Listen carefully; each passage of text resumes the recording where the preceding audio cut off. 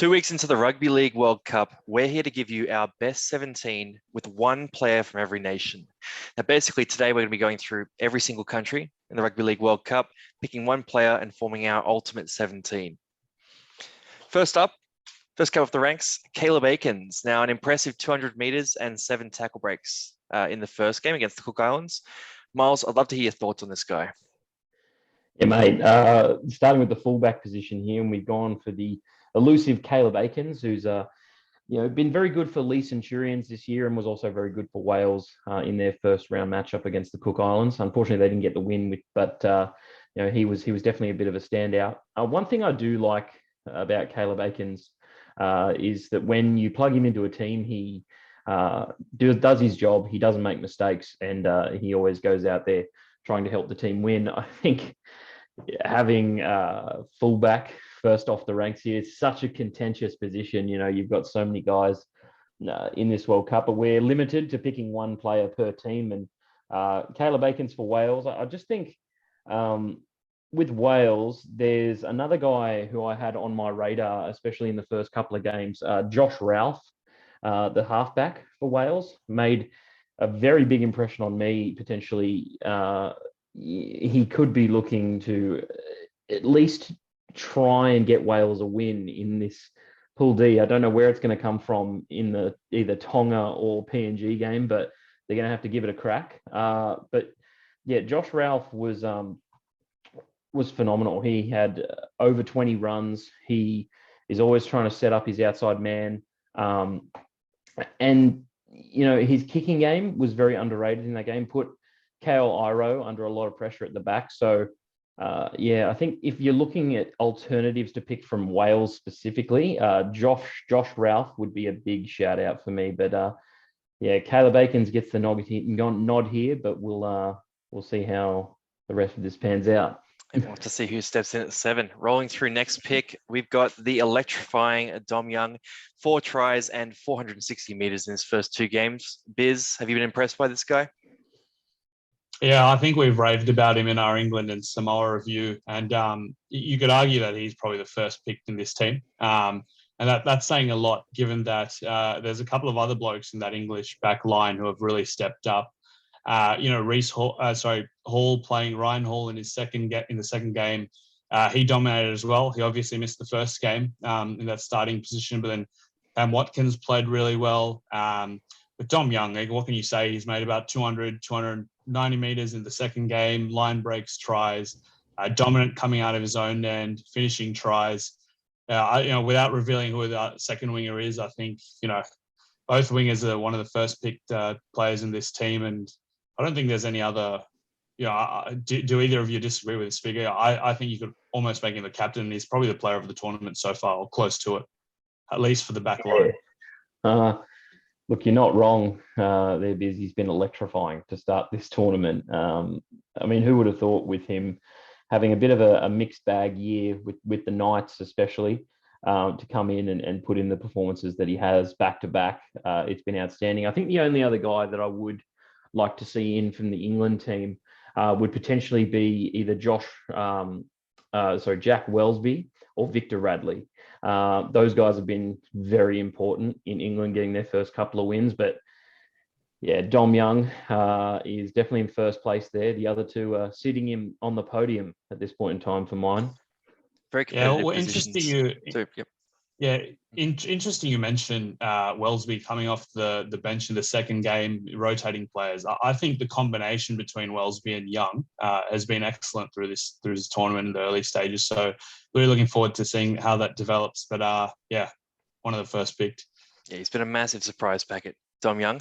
Next up, a guy who should not surprise anyone on this list. We've got Justin Rolam. In his first game, 166 meters, 6 tackle breaks, a line break assist, and an offload in a massive performance for PNG against Tonga. He wasn't our player of the match in that game, but he is the best player in this PNG team, and I'd love to hear your thoughts on this guy. Yeah, well, he's the fear, isn't he?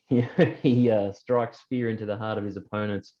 Olam is a tackle busting machine. PNG play with a lot of heart, and he certainly goes out there every week and does it for Melbourne in the NRL. And he's one of the real first PNG players that I can recall, at least in my time of watching rugby league, that's kind of shot through from the PNG system and really, kind of taken over, and he owns that left centre spot for the Storm. And when you're looking at centres and the balance of this team, I think we've got it right in putting Justin Olam here, and he's on merit. You'd say he's PNG's best player. There are a couple of other guys in there that, at least in their first game, that could get a shout out, like an Edwin Impape, who was just outstanding in their first game. And we talked about it in our Tonga PNG debrief. But yeah, Olam, you know what he's going to give you, and he's just an absolute tank of a human being. So I'm so glad that he's decided to sign with the Casual Athlete World Cup 13 here. Great. Yeah, mate. Look, I wouldn't want to tackle him. We're going to do a segment soon talking about who we don't want to run it straight at, and Olam's probably the top of my list. Look, the opposite centre doesn't let it get any easier here. So probably the most creative centre in the comp. He's playing at fullback in the World Cup, but traditionally a centre. So we've been a bit cheeky here and snuck him in there. The big bad Joey Manu for the Kiwis. Biz, mate, what are your thoughts on this guy? And do you think there's a chance that he could be the best fullback in this tournament? Oh yeah, the way he's playing, I definitely can see that happening. I think his role in this Kiwi team it's a lot more in the thick of it than Teddy's role in the Australian team. I think the Australian team runs a lot through the halves, but I think the Kiwis really look to Joey Manu to play through the middle. And the thing I like most about Joey is that, he's got all the skill in the world, but he doesn't mind doing the tough stuff in the middle. Like he'll take hit ups. We talked about Sam Tompkins at a dummy half against Samoa, but Joey Manu does the exact same thing. You'll see a lot of assists where he's just coming out of dummy half, breaking tackles, getting the offload away. Early form, fullback of the comp for sure. And there's a lot of good fullbacks going around, so it's hard to say how it looks at the end of it. But very different players, Joey Manu and Justin Olam, but two world-class players who, if this was a centre pairing, you'd be very happy with it, running out in your 13. Yeah, Biz, just on that, mate, do you think that if Joey Manu was to slap on that number 1 jersey for any team in the NRL, is he a top 5 fullback in the NRL? Yeah, the one thing I'd like to say with Joey Manu is I just like to see that finishing and that general silkiness around the edges come into play. But I think he hasn't played enough fullback to get that. I think he loves that flick out the back, or he loves, just running over a couple of the edge players. But I just want to see a couple more, silky skills from him, like a good cutout pass, a deft short kicking game. But I think those are skills that he'll develop with, some time at the back. And no doubt, I think it won't take him long to become a top 5 fullback. Generally in most years, I would say yes. But if you think about the fullbacks going around these days, there's just so many, elite fullbacks. It's the golden age of fullbacks. So hard to say if it'd be top 5 from day one. But potential-wise, I think he'll be a top 2 or 3. Be cool. Yep, he's a weapon. Going back to our World Cup 17 here too, he's got 4 try assists and 22 tackle breaks in the first 2 games of this tournament. Now, with that 4 try assists, his outside wing has got to be a good finisher. For that reason, we've chosen Josh Addo-Carr. So 6 tries in 2 games, absolutely absurd, just almost unfair. Looks like a man amongst boys running around guys in this World Cup. Any contention about this pick here? Any other wingers there you wanted, or anyone else from Australia that stood out to you more? Just no, move on. Nah. Addo-Carr, he's just come out with a fire in his belly in this World Cup. I think he's playing a little bit angry at the moment that he wasn't potentially selected to, help New South Wales retain that trophy. But yeah, he's just, and we spoke about it at length in numerous videos in the past couple of weeks, that he just has game-breaking speed, and you can't beat speed. I have never been a very fast person myself, so I'm constantly jealous of people who can run at about 40 k's an hour. So when you put a football in his hands, he just makes stuff happen. And having, I think having guys like Munster, and there's so many guys that we can talk about from this Australian side that could have made this team, and we could have gone with potentially better players. But just on most recent performance, and you're only as good as your last game, this guy has to be in your side. It's just a well-known fact, and he's making Brad Fittler look like a bit of a moron at this point in time. Poor Brad. Feeling for him back home.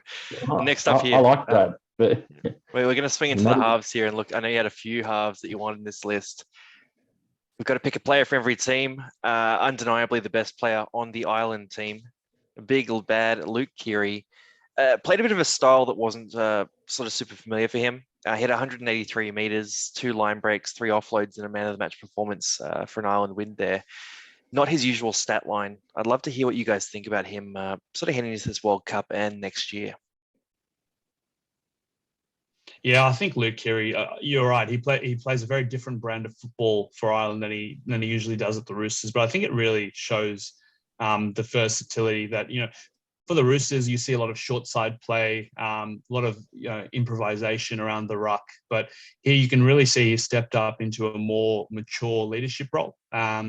And I think he's been excellent to start the tournament. And I think he's a key reason for any success they'll have.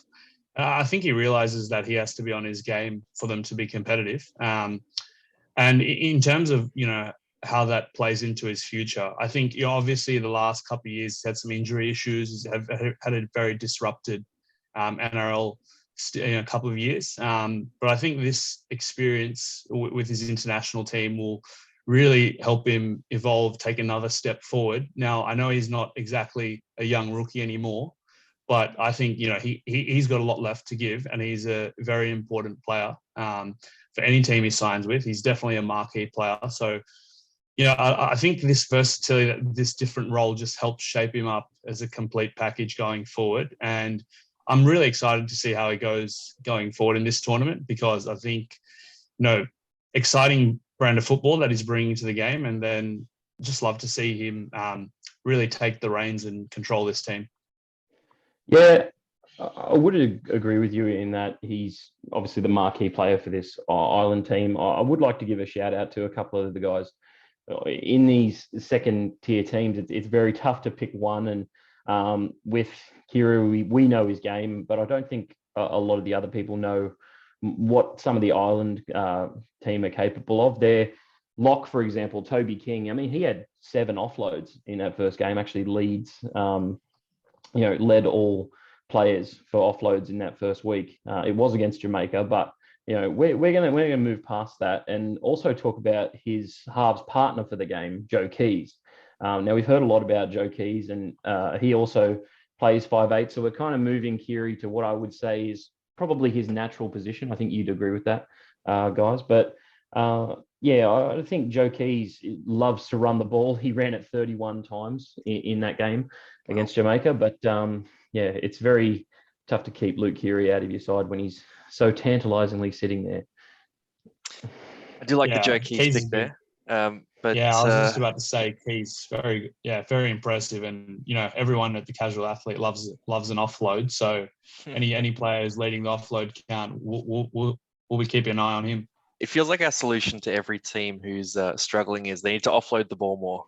Like, if you're not the best team on paper, you should just chuck the ball around a bit, see how it works. Like, I think Jamaica came in with that attitude too. When we pick their player, we'll talk about it more. But for this team here, Luke Keary, Joe Keys, you got 2 ball runners there. You probably got 400 meters of running.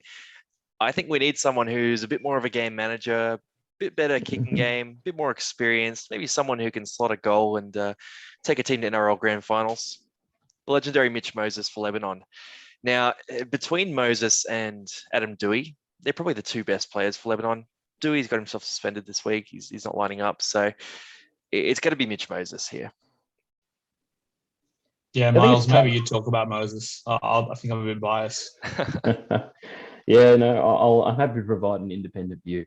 Look, I've always been a big fan of Moses. He plays the game with a very heads-up style. He's been accused in the past of not being able to play on the back foot, but I think he kind of changed that perception this year with, coming back from injury late in the season to help Para win a few crucial games down the stretch that really prepared them for that finals run that they needed to make. Unfortunately, it didn't transcend to a grand final win, which is what I'm sure both of you really wanted. But yeah, just back to Longie's point, I would say that Dewey makes this team if Moses isn't in it. So if Moses didn't decide to play for Lebanon, I think he was possibly awaiting, a decision to potentially play for Australia, or may not have even played, considering the birth of his quite young daughter, close to around going away for this World Cup. I think. Let's not pretend that anyone's missing a World Cup for kids. Come on. If you get to play the World Cup, you go to the World Cup, right? Yeah, but there's other people that decide to miss this World Cup for different reasons, and like, for example, Tyson Frizzell could have been picked for Wales but opted not to play, and then it's a decision that no doubt would have affected his mindset, but he's turned up. He's definitely the best player for Lebanon. I'd like to give out a shout out to young Jacob Karaz. I think he's got a potential there to be a fullback moving forward, and he's possibly one of those guys we could have thrown into fullback, but with Moses being here, it's pretty hard to go past him. Karaz could easily force his way into this 17. I totally agree with that. Next man on the agenda here, another Parramatta Eel, our second of three that we've got coming through here. Big Junior Paulo. It was tough to pick a player for Samoa, but Junior Paulo is the unquestioned leader of this forward pack, and he's a genuine, when we talk about offload threats, he's a genuine offloading threat every time he runs the ball too. And he did have some creative plays in that first game, even though a lot of them didn't eventuate. Biz, I know you're a big Para fan, so I'd love to hear your thoughts on Junior and the impact he can have in this World Cup. Yeah, for sure. I think he had a strong game to start. And the one thing people don't really realize about Junior is that the leadership qualities he brings to the table. Obviously, becoming a co-captain of Parramatta this year, it's really elevated his game. He's not much of a talker. Most people know that. He leads from the front, but he just brings a different element of play for a front rower. He's crafty. He's got good footwork, late footwork. He loves to offload. But even so, you see him at club level. He loves to, run out wide at some of the halves and then, just attract defenders and then get a quick offload or a short ball away to halves or a fullback in support. I think, we're going to need to see more of that going forward. I think while he had a strong game one, he definitely needs to step up if they're to progress further in this tournament. But, good luck. This is another bloke that you'd have on your list of people you don't want to run at. So, good start to the tournament, but, a lot more to improve on as well. Yeah, it's interesting that I feel like I was potentially would have been outvoted here. But I may have a case for another bloke who's probably, Junior Paulo's exact opposite, just because he plays for Queensland, and that's Josh Papali'i. I think that, he's definitely a shout out, and especially playing the same position. They've got an extremely strong front row, and Papali'i, I would say, has been potentially consistent for longer. Junior Paulo had a bit of a lull period in his career. He moved over to Canberra. I think they weren't really sure what to do with him, and then he moved back, and he's really hit his straps in the last couple of years, which has been fantastic to watch.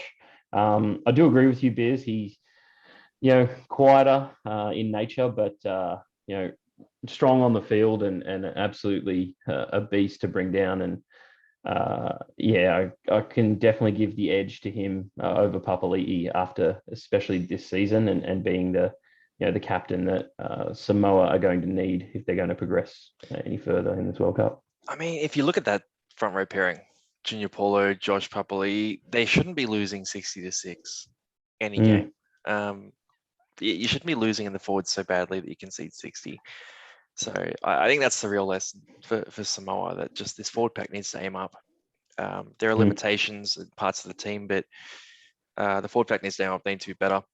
Next up, a team who scored their very first World Cup try on the weekend. So really exciting times for Jamaica.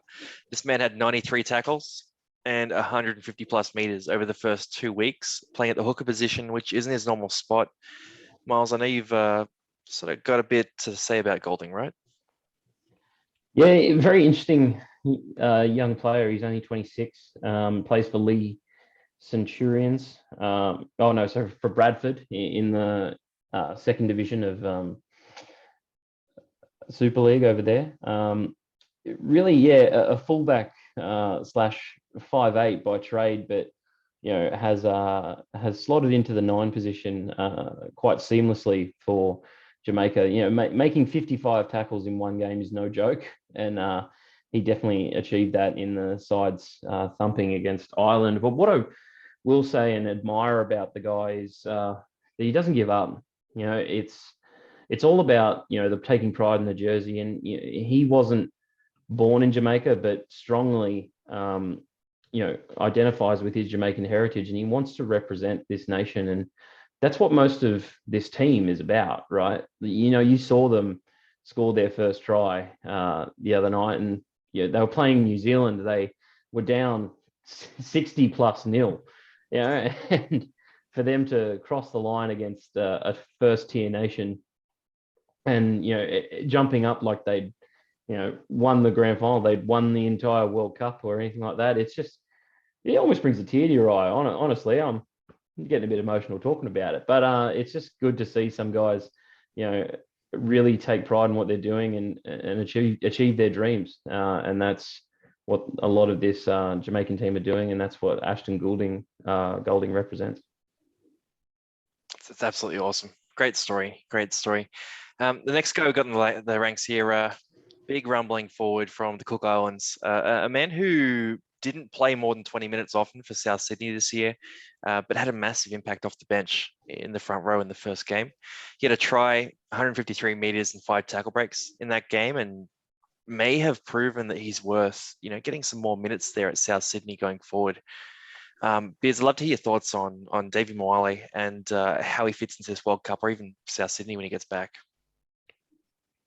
Yeah, very impressive start to the World Cup for him. And you're right, he probably doesn't get the time he deserves in a team that is quite heavy on the forwards. But I know they rate him pretty highly out there, and he's got a lot of potential. I think for players such as Davey, just young players who are getting at 15, 20 minutes in the first grade side here and there, I think the World Cup is a great opportunity for them to step up and show their worth. And I think he's doing that. I think he's, earning a larger contract, earning a larger role, and he definitely doesn't look out of place. So I think in terms of his future NRL career, this representation is doing him the world of good. And just for Cook Islands, he's been very strong in the front. He's leading their engine room, and really looking forward to seeing more of him going forward. He's set the foundation. He's quite mobile. I'd like to see him develop some, I guess, a bit of a short passing game at the line. But in terms of footwork and strength, he's got it in spades. When we speak about forwards with the passing game, it's a great segue to our big number 11 here. Viliami Kikau leads the back row for us. In the last game, he had 2 tries, a try assist, 6 tackle breaks, and 3 offloads. So can run the ball, can pass the ball, can pretty much do anything he wants on that field. Miles, how do you think Viliami Kikau ranks as far as back rowers in this World Cup?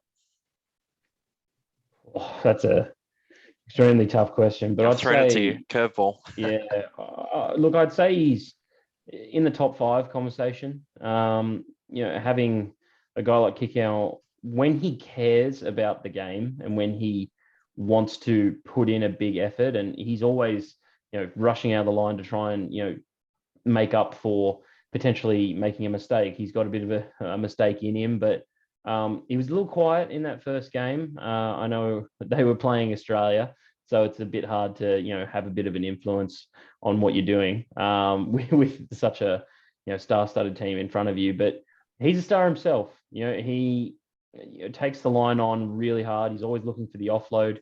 He has a really underrated, I don't know if you've actually noticed this sometimes, but he has this uncanny ability to put in, a last tackle play if they've run out of options. Or I've sometimes seen it with Penrith as well. Like they'll throw him the ball on the last and he'll make something happen. And you need players like that in your side. And Kikau has it in spades. He's off to the Dogs next year, which I find an interesting move for his career, just because of the success of Penrith. You'd want to be able to stay there, win competitions. At least that's what I want to do. Money's no temptress for me. But I think with Kikau, if Fiji getting a win last night, he was such a massive part of that. Scored a couple of tries and really stamped his authority on the game, and it's probably why they won. Yeah, he's definitely just before you go, Biz. Sorry, Long. I was just going to say before we get on with that one, interesting thought on Kikau going to the Dogs. I'm actually in the opposite camp. I think he's proved a lot at Penrith. But what I really want to see is, can he continue that form in a team with less stars? So it'll be a real indication of what kind of player he is. So I'm really happy that he's actually going to the Dogs, because like you said, he can have some cold moments, and I want to see how he steps up in a Dogs team. Can he elevate those other guys? It's a big question. I think he can. Reid goes there too. That team's going to really improve next year. Let's move through to his back row partner in this team. We've got Ewan Aitken for Scotland there. So Ewan Aitken's had a couple of pretty big games. Well, one big game in this World Cup here. 145 meters, 6 tackle breaks, and 5 offloads in that first game. I'm not going to say too much about the 84-0 drubbing they copped against Australia in the second game. But in that first game, he was really effective, and the offloads in particular show how much he was trying to create. I'd love to get any thoughts on Ewan Aitken there. Yeah, I'll take this one. I'm a big fan of Aitken. Sorry, Miles. I'll come with you and I'll throw That's to the you fantasy after. nerd. This is the fantasy nerd. I actually think Ewan is a very strong second rower. I'm not sure where the Dolphins plan to use him next year. I've seen in the mock teams that they've got him back at centre, but I think his running game, solid defence, he's perfect in the second row. I know he's had a couple of knocks on his game previously. He doesn't really like to pass too often. And I think, that's more, that feature is a bit better hidden at second row than in a centre who has to put the winger away. But, clearly one of Scotland's best players. And I think he's constantly making 150 metres a game, 35 tackles. One of my, favourite, kind of under the radar players. Sorry, Miles, I interrupted. No, man, you're good. Just on what you said with Ewan, I find his career so interesting because he's clearly shown the potential to be solid in defence, break tackles and all that, but the Dragons didn't really offer him a long-term contract, so he kind of left for the Warriors, and then when he was at the Warriors, they didn't really play in New Zealand that much, so he didn't really have to go over New Zealand, and now he's moving on to the Dolphins next year, which is interesting. I wouldn't have him at centre. I agree with you. I think he's established over the last couple of years that he's a much better fit for the second row, and it's really great to have that kind of second rower as well, because he's got the back speed, almost like a centre 3/4, where you find a guy who's got the experience of playing centre previously. He then moves one in, and he's a bit more liable in defence, but is also proven that he's strong at that. Just with Scotland, it's so hard to. I feel like we've kind of made a bit of a sacrifice in other positions to have Ewan Aitken here, but there's no doubt that he's one of Scotland's most valuable players out there, and he definitely does the job for our 17 here. Absolute weapon. Just kind of pick up the pace here down the stretch with our last starter here in the bench. Jason Taumalolo locks this back row in, and look, he's not a guy who's playing right now, but Miles, you're a big Cowboys fan. Obviously, Taumalolo is a guy you pay a lot of attention to. In 30 seconds or less, what do we have to look forward to with this guy in the finals?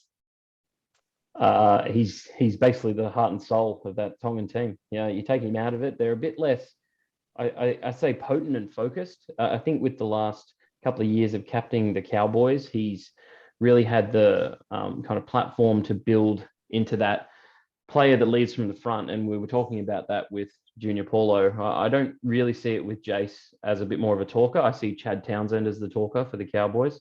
So Jace leads by example, and he has done ever since he came into the league as a 17-year-old. So it's good to see that he'll be playing in the finals, because I'm sure Tonga will go through 3-0. Great ball playing ability as well. He's really grown that in this game too. So keen to see how that comes out for Tonga, because they're going to need a bit of that ball play through the forwards to go well. Starting the bench for Greece. World Cup debutants, Lachlan Ilias. Big chance to step up. Any thoughts on Ilias here? Yeah, so with Ilias, I thought he had a mixed season for the Bunnies this year, but you could see his confidence growing with experience towards the back end. Yeah, I think everyone has to remember how young he is. And it's a big responsibility playing in the halves at NRL level, and then also to back it up at international level. I think he's a steady influence. He's not your more modern electric half that, runs the ball with footwork. He really kind of controls the game, more of a game managing half with silky skills. So I guess more of a traditional half. I think he's played well in this tournament. They'll need him to step up and be a real leader to, try and get a win in this World Cup. But yeah, it's a good start. Great international potential here for him, and then hopefully it'll really elevate his game going forward back into the Bunnies next year. Yeah, he's got a big chance to make the leap. His opponent from week 1 comes in here. Benjamin Julien scored a double against Greece in the win. Miles, any thoughts on him or the French team? Yeah, I think Julian showed that he's not to be, cast aside. I thought that he really secured that spot down, but I found it interesting that they didn't play him in that second game, or felt like they didn't need to play him potentially. Quite easily broke the line week 1 and, planted it down for a couple of great tries that, he showed that he runs a really effective line. I think that's so underrated in today's game, and especially by second rowers. You need to be able to do your job, and he did it to a T in that first game. I just found it interesting they left him out, but I'm sure he'll find his way back into the team based on that performance. Oh, he'll be there, 100%. Last man here, Nathan Brown, rumbled for 200 meters in that first game. Obviously the most experienced player in this Italy team. And finally, we're going to go through to player 17. So all 16 countries are represented. Love to hear your thoughts on who player 17 should be. We're going to hop around this group first, though, and put you guys on the spot again. If you could pick a 17th man, any player who's not in this list, you can make a case for any position here. Who are you taking? That's a tricky one. Miles, you go first. I need a second to think about it. If you want, I can step in first. No, it's all right. I'll go. I got a man who we did mention earlier. I think Josh Papali'i would add a lot to this 17th man spot. Playing in that front row position can really interchange with Junior Paulo, and or even David Moali, and you don't lose any of that production. I think that Junior Paulo and Josh Papali'i are actually the best front row pairing, and they both play on the same team. So in this World Cup, yeah, my pick would be Josh Papali'i. Be cool. I think how about you, Biz? Who are you taking? Yeah, I'm going with Wellesby. I think he's had a great start to the tournament, as we've already kind of spoken about him and his combination with our winger in this team, Dom Young. But I think he's been really impressive in the first game, coming off the bench in the second game. And I think that, that really gives me confidence he can be a bit of an energy injection coming off the bench for 20, 30 minutes. I think, as I spoke about, Lachie Elias, he's a different type of half coming off the bench. And if you're looking for some speed and, cutting around the ruck and the short side, I think Wellesby really gives that. And I think based on his form to date in this tournament, he's a strong case for this team. All right, both picks. I'm going to go a bit different and take Ruben Cotter. Ruben Cotter hasn't necessarily lit up the tournament, but he can fill in at hooker. And look, Golding, it's going to be a big ask to play hooker 80 minutes every week. But he can also come in the front row, which is what we need with Davey Moale, sort of starting there and possibly not playing 80 minutes. Just a quick correction too on Julien. He did play centre in the second game. So quick scan of the team list, you'd easily forget. But yeah, he's pretty versatile. And I like him on the bench there too, because that means we can, chuck him in at center. Joey Manu can cover any other position there as well. So yeah, and Nathan Brown can slot into the prop role as well. He's done that a number of different times. And Elias, I guess, is there for that half cover / maybe hooker. We could chuck Elias in at hooker. I wouldn't have a problem with that. I don't mind it.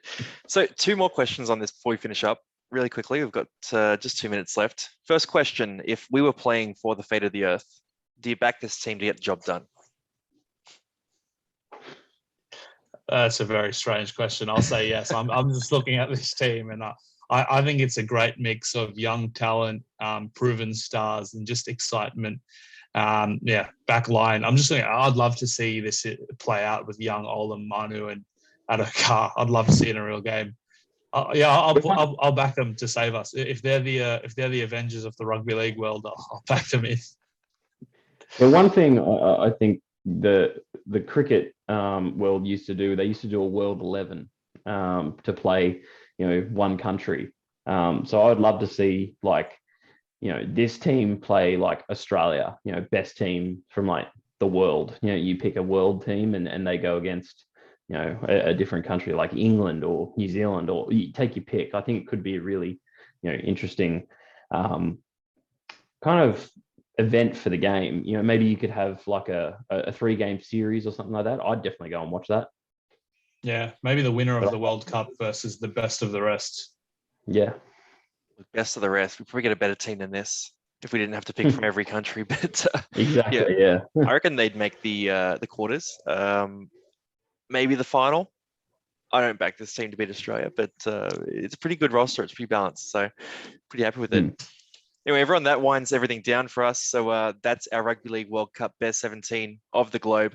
If you've got any other content you want us to create or any questions you want us to answer, pop them in the comments and vote for that 17th man as well. We'll see you soon.